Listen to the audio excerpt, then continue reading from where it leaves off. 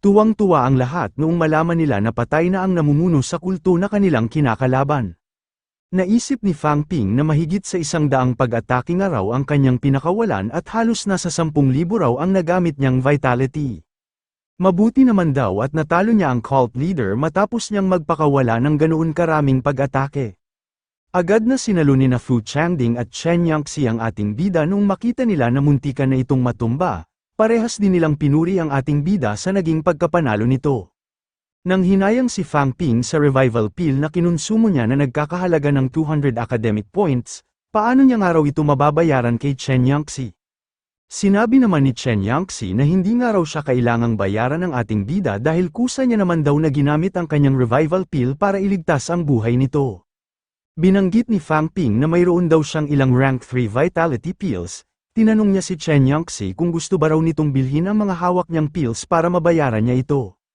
Nagtaka si Chen Yangxi kung bakit bigla na lang siyang inalok at pinagbentahan ng ating bida. Ngumiti si Fang Ping dahil gusto niya ring gamitin ang oportunidad na ito para palakihin ang kanyang wealth value sa pamamagitan ng pagbebenta ng mga hawak niyang rank 3 vitality pills. Wala nang nagawa si Chen Yangxi kundi tanggapin ang mga pills na iniaalok ng ating bida. Inaya na ni Gu Xiong ang iba niyang mga kasamahan na magpatuloy na raw sila. Dahil nga raw napatay na ni Fang Ping ang pinakamalaki nilang problema, oras na nga raw para ubusin na nila ang lahat ng mga miyembro ng kulto na nagtatago sa loob ng mga kabahayan. Sinabi ni Fang Ping na ibebenta niya nga raw sa halagang 11 milyon ang kanyang 10 rank 3 vitality pill. Tinanong niya si Chen Yangxi kung ayos na ba raw dito ang presyo na ibinigay niya. Agad namang tinanggap ni Chen Yangxi ang presyo na binanggit ni Fang Ping, pumayag na lang siya lalo't muntika na kaninang mamatay ang ating bida. Nagtaka si Chen Yangxi noong bigla na lang iniatras ni Fang Ping ang binibenta nitong vitality pills. Sinabi ng ating bida na kapag kinonvert niya nga raw sa academic points ang 10 rank 3 vitality pills ay magkakahalaga nga raw ito ng 400 points. Bale 5 milyon na nga lang daw ang kukunin niya kay Chen Yangxi matapos niyang ikaltas ang revival pill na nagkakahalaga ng 200 academic points. Sinabi ni Chen Yangxi na ayos na nga raw sa kanya ang una nilang usapan. Nabanggit na niya raw kanina na hindi na siya nito kailangang bayaran sa ibinigay niyang revival pill. Iniabot na ni Fang Ping ang mga rank 3 vitality pill at sinabihan si Chen Yangxi na yun na nga raw ang kanyang desisyon, huwag nga raw nitong kakalimutan mamaya na ipadala sa kanya ang bayad nitong 5 milyon. Ginamot na ni Yang Xiaoman at Chen Yangxi ang mga sugatan nilang kasamahan. Tinanong ni Fu Changding kung bakit binayaran pa rin daw ni Fang Ping si Chen Yangxi kahit na ayaw naman nitong magpabayad. Sa pagkakakilala niya nga raw sa ating bida ay hindi nito pinapalagpas ang kahit na anong oportunidad na gamitin ng ibang tao para kumita ng pera. Tinanong ni Fang Ping kung kailan nga raw siya nang gamit ng ibang tao, lagi naman daw siyang nakikipagpalit ng bagay na may kaparehas na halaga. Sinabi ni Fu Changding na talagang itinuturing nga raw ng ating bida na isang transaksyon ang lahat ng bagay. Binanggit ni Fu Changding na ginamit nga raw ni Chen Yangxi ang revival pill para iligtas si Fang Ping, pero kinonvert naman daw ito ng ating bida sa pera at ibinalik ulit kay Chen Yangxi. Nasaan na nga raw ang sense of camaraderie nito? Sinabi ni Fang Ping na minsan na nga raw sa kanyang nabanggit ng kanyang teaching advisor na ang mga gaya nilang martial artist ay hindi raw dapat masyadong naglalaan ng damdamin sa isa't isa. Sinabi ni Fu Changding na talagang napakalamig nga raw magsalita ni advisor Lu Fengro. Binanggit ni Fang Ping na dati nga raw ay hindi niya pa ito naiintindihan. Pero matapos niya nga raw mag-agaw buhay kanina ay napagtanto na niya kung ano ang kahulugan ng sinabi nito. Sinabi ng ating bida na ang mga martial artist nga raw na tulad nila ay maaaring mamatay anumang oras. Kapag masyado nga raw silang naging malapit sa isa't isa ay mahihirapan nga raw ang mga taong maiiwanan na tanggapin ang kanilang pagkamatay. Nalungkot si Fu Changding matapos nitong marinig ang mga sinabi ng ating bida. Napansin ni Fang Ping na nakabalik na doon ang iba nilang mga kasamahan. Tinanong ni Fu Changding sina Gu Xiong kung kamusta nga raw ang ginawa ng mga ito. Binanggit ni Gu Xiong na 214 daw ang total ng mga martial artist na kanilang napatay. Binubuo nga raw ang mga ito ng 140 na rank 1, 65 na rank 2 at 9 na rank 3. 6 nga raw ang namatay sa kanilang panig at ang lahat daw ng kanilang mga rank 3 martial artist ay mga lubhang na sugatan. Binanggit naman ni Zhao Yang na ang mga pills at weapons daw na kanilang nakuha ay nagkakahalaga lamang ng 50 milyon. Kapag ikinaltas nga raw nila ang 12 milyon na halaga ng 10 rank 3 vitality pill na ibinigay nila kay Fang Ping at ang tigta 3 milyon na ibibigay nila sa pamilya ng mga namatay nilang kasamahan ay 20 milyon na lang daw ang tanging matitira sa kanila. Iminungkahi ni Zhao Yang na hatiin daw nila ang natirang 20 milyon depende kung gaano kalaki ang mga naibigay nilang kontribusyon sa kanilang misyon. Sinabi ni Fu Changding na halos 300 nga raw silang maghahati-hati sa 20 milyon, magkano na nga lang daw ang mapupunta sa bawat isa sa kanila.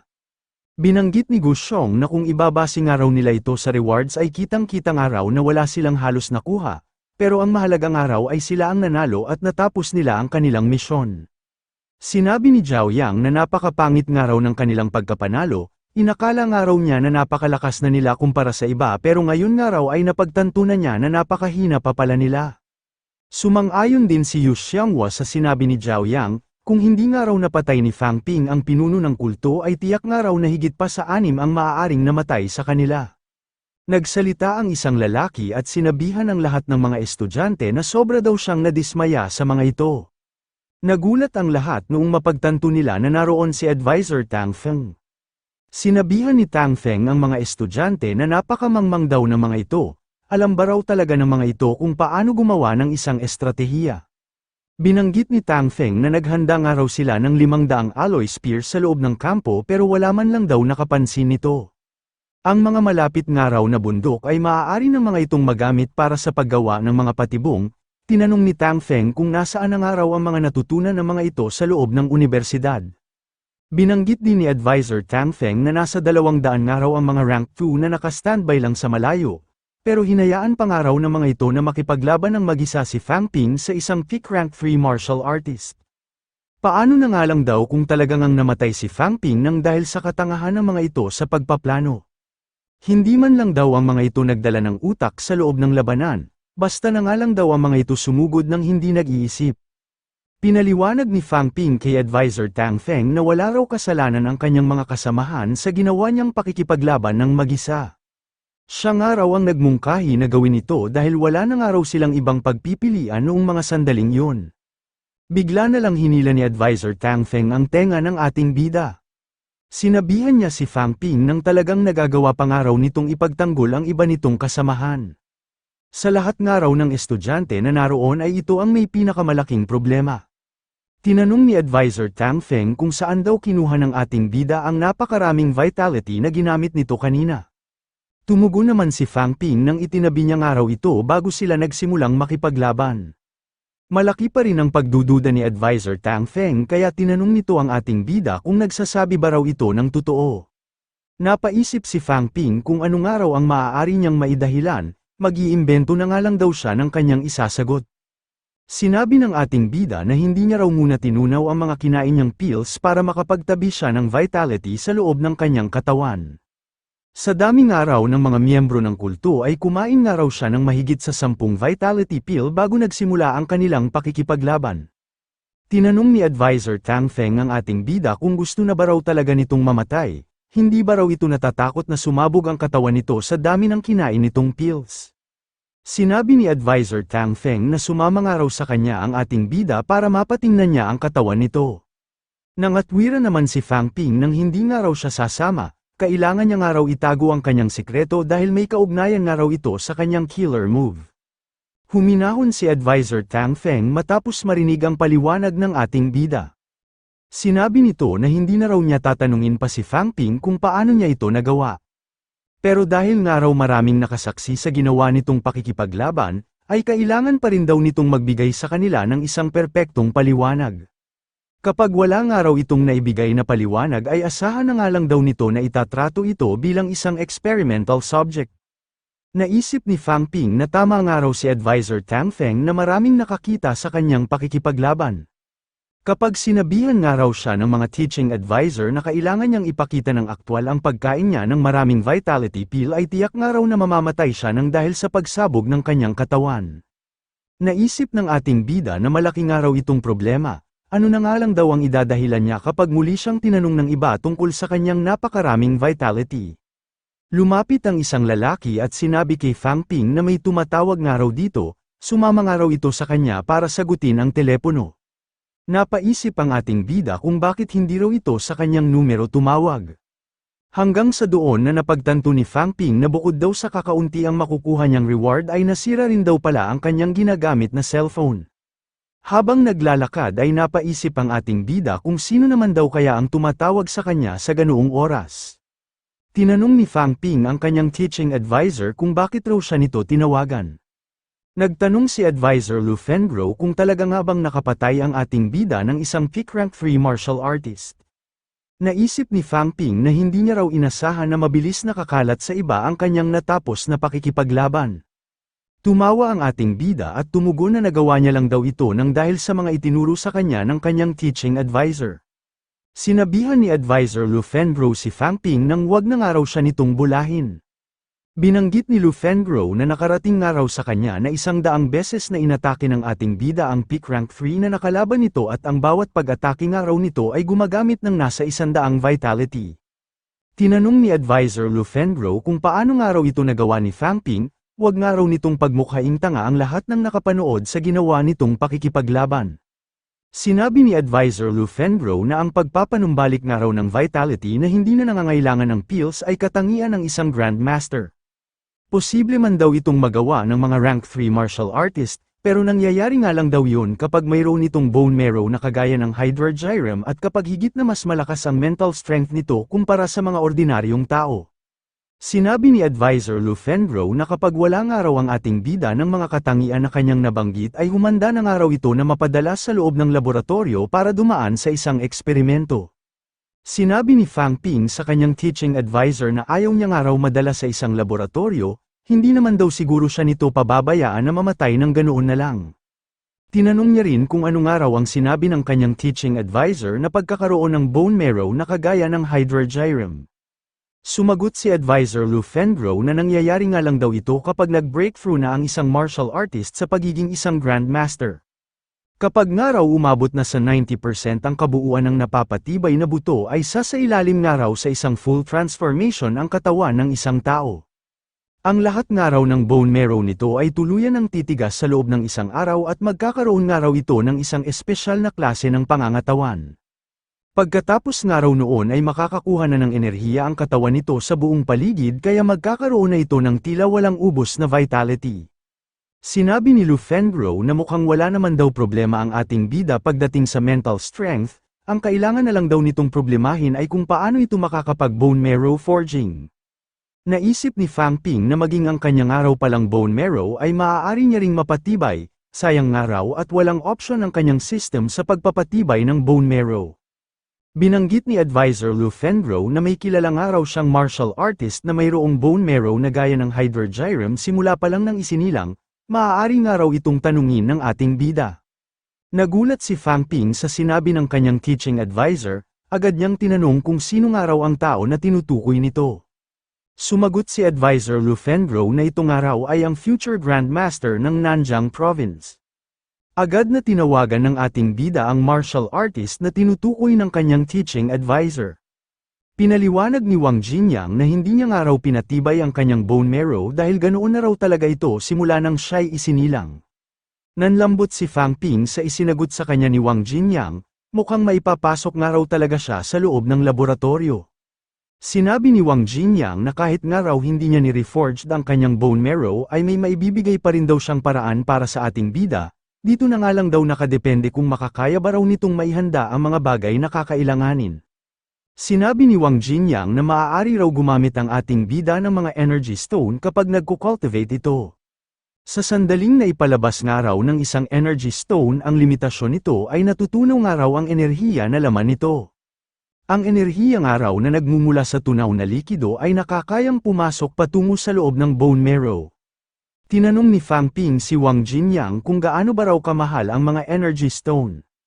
Sumagot si Wang Jinyang ng 1,000,000 nga raw ito sa kada 1 gramo, sinabi niya rin na hindi pa nga raw ito ang pinakaproblema ng ating bida. Kahit nga raw nakakapasok ang natunaw na enerhiya patungo sa bone marrow ay hindi nga raw ito nananatili sa loob, mas inuuna nga raw nito ang mga buto sa bungo na hindi pa napapatibay. Isa nga lang daw ang solusyon sa problema na kanyang nabanggit, at yun nga raw ay ang gumamit ng mental strength para gabayan ang tunaw na enerhiya na manatili sa loob ng bone marrow.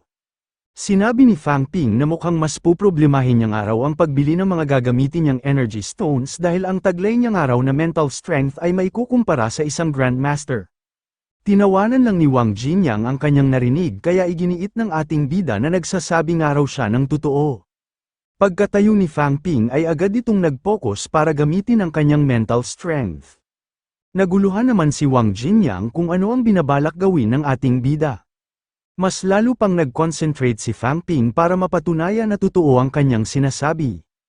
Hanggang sa tuluyan na nga niyang napapunta sa buhok ni Wang Jinyang ang ginamit niyang mental strength. Tinanong ni Fang Ping ang tumayong si Wang Jinyang kung naniniwala na ba raw ito sa kanya. Noong una ay napaisip pa si Wang Jinyang kung paano raw ito nangyari, pero hindi rin naman daw ito imposible dahil baka nga raw tulad niya rin ang ating bida na may kakaibang pangangatawan kumpara sa ibang mga tao. Sinabi ni Wang Jinyang na naniniwala na nga raw siya na nakakagamit ito ng mental strength, ang hindi niya lang daw masyadong pinapaniwalaan ay ang sinabi ng ating bida na may mental strength ito na may kukumpara sa isang grandmaster. Sinabi ni Wang Jinyang na mukhang magagawa na nga raw ng paraan ng ating bida ang pinuproblema nito. Tinanong ni Fang Ping si Wang Jinyang kung totoo ba raw ang narinig niya na magiging isa na itong grandmaster. Sumagot si Wang Jinyang nang magagawa niya nga raw maging isang grandmaster kapag pinahiram siya ng ating bida ng 3 o 5 bilyon. Sinabi ni Fang Ping na inumin na nga lang daw nila ang binili niyang lemon tea, ito pa nga lang daw ang kaya niyang ipanglibre sa ngayon. Naisip ng ating bida na ngayon nga raw ay mayroon na siyang ideya para masolusyonan ang kanyang sitwasyon. Napakamahal nga lang daw ng mga energy stones at napakahirap rin daw nitong makuha dahil kontrolado din lang ang paglalabas nito. Nang hinayang ang ating bida dahil hindi nga raw siya matulungan ng kanyang system sa kanyang problema. May biglang naalala si Fang Ping matapos niyang maisip ang kanyang system. Noong umabot nga raw sa 1 milyon at 10 milyon ang wealth value ng kanyang system ay bigla na nga lang daw itong nag-upgrade, marahil nga raw ay mag-a-upgrade ulit ito kapag umabot na sa 100 milyon ang kanyang naipong wealth value. Napaisip ang ating bida kung magkakaroon ba raw kaya ng option ang kanyang system na mapatibay ng 100% ang lahat ng kanyang mga buto. Mukhang pinupuwersa nga raw siya nito na kumita ng mas maraming pera. Dapat na niya nga raw mapaabot sa 100 milyon ang kanyang wealth value para mas marami din siyang paraan na maaaring subukan. Kinagabihan ay agad na nagtungo ang ating bida sa logistic department ng kanilang universidad. Nagreklamo siya kay Teacher Lee at sinabi na hindi naman daw pala maganda ang kalidad ng mga items na nanggagaling sa Magic University. Binanggit ni Teacher Lee na kumalaban nga raw ang ating bida ng isang peak rank 3 martial artist. Hindi nga raw nito maaaring sisihin ang mga ginamit nitong item dahil nakipaglaban nga raw ito sa isang martial artist na higit na mas malakas kaysa sa kanya. Sinabi ni Fang Ping na nakarating na rin daw pala ito kay Teacher Lee, doon na siya nagsimulang makiusap kung maaari ba raw nitong babaan ang halaga ng kanyang pagpapagawa alang-alang na lang sa naiambag niya sa natapos niyang pakikipaglaban. Binanggit din ni Fang Ping na lubha nga raw siyang nasugatan kaya malaki pa raw ang magagastos niya para sa kanyang pagpapagaling. Sinabi ni Teacher Lee na maaari pa raw nilang magawa ang sandata ng ating bida pero kailangan na nga raw nitong ibalik sa kanila ang wasak nitong sapatos, ituring na nga lang daw ito ng ating bida bilang reparation fee. Binanggit ni Fang Ping na gumastos nga raw siya ng 40 academic points para bilhin ang kanyang sapatos, tinanong niya kung ganoon na ba raw talaga kamahal ang pagpapagawa ng kanyang sandata. Sinabi ni Teacher Lee na nagtataka na nga raw siya sa paraan ng pagkukwenta ng ating bida, hindi ba raw nito nakikita na napakarami ng sira ang dala nitong sapatos. Mangangatwiran pa sana si Fang Ping pero tinanong na siya ni Teacher Lee kung ipapagawa niya ba raw ito o hindi.